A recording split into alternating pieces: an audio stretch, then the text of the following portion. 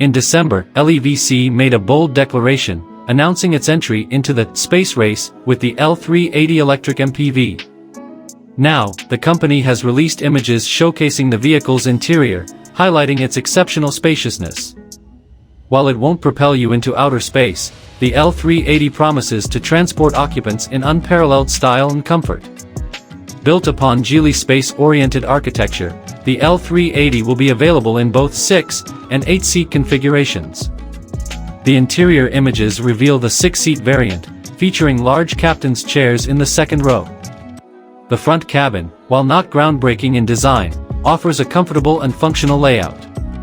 A sizable central infotainment display dominates the dashboard, complemented by a digital instrument cluster situated in front of a straightforward 3-spoke steering wheel.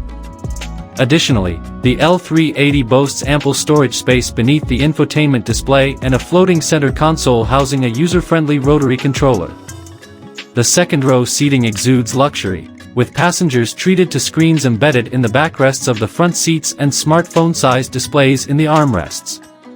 These seats offer reclining functions and adjustable footrests, ensuring optimal comfort during journeys.